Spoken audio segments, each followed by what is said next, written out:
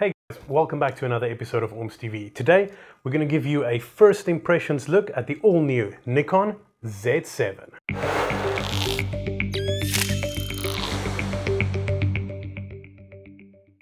So let's just give you a quick spec rundown here. So what you have is a 45.7 megapixel backside illuminated CMOS sensor.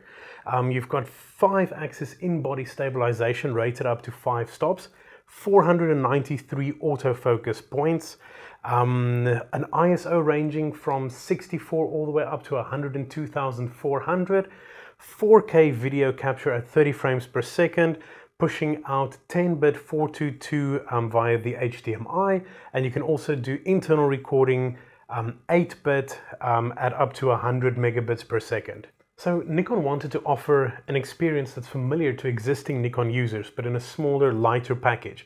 And the moment you pick this camera up, it'll feel instantly familiar if you've ever held any of Nikon's other DSLR cameras.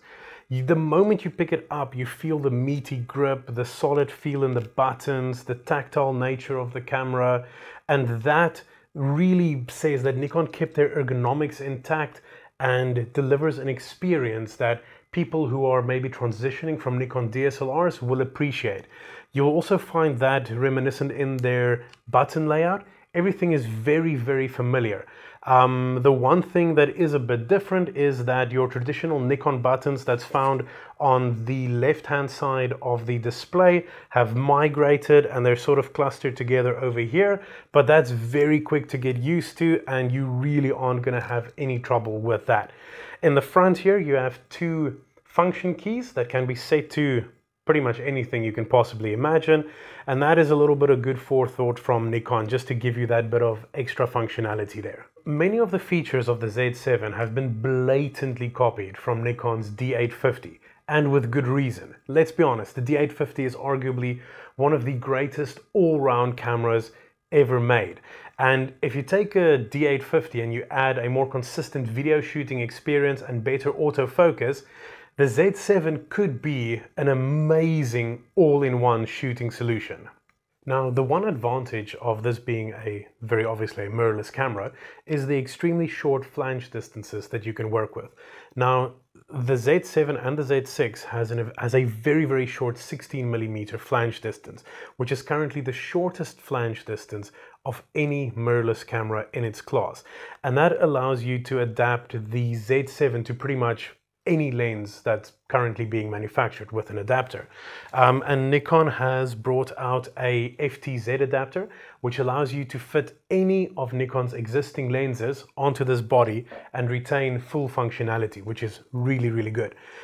In addition to that, the very short flange distance also allows Nikon to experiment with some lenses that we haven't seen in a while. Now, they've already announced that they will be making a 50mm f/0.95 lens, and personally, can't wait for that. That's going to be some exciting stuff.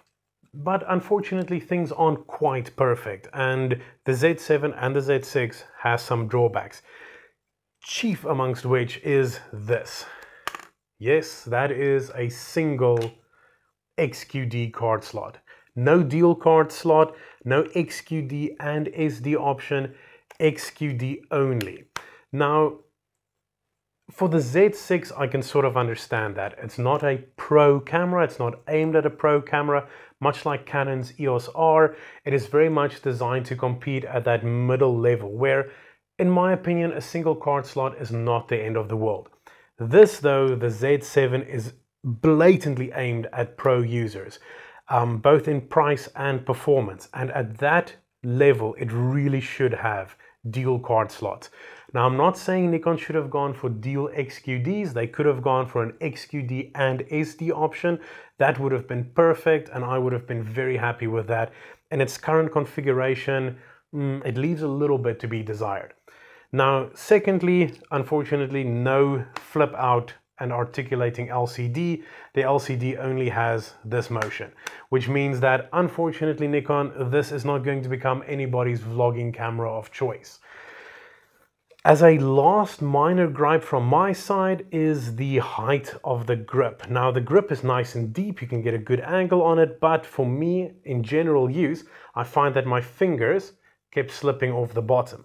and having a little bit more height in it would have solved that problem, and it seems like they could have easily accomplished that by adding a little bit of height next to the viewfinder. But again, that might just be me having slightly bigger hands. I'm sure it's not a problem for anybody out there. Well guys, unfortunately that was very short, and we didn't have a ton of time with the Z7, so we can't give you a full hands-on review. But I promise that a proper hands-on review and side-by-side of this camera along with the Canon EOS R and hopefully a Sony A7 Mark III of some variety, be it an A7 III or an A7 R3, will be coming your way on this channel. As always guys, thank you very much for joining us, and if you enjoyed that video, please don't forget to like, comment and subscribe. We love hearing from you guys. Thank you very much.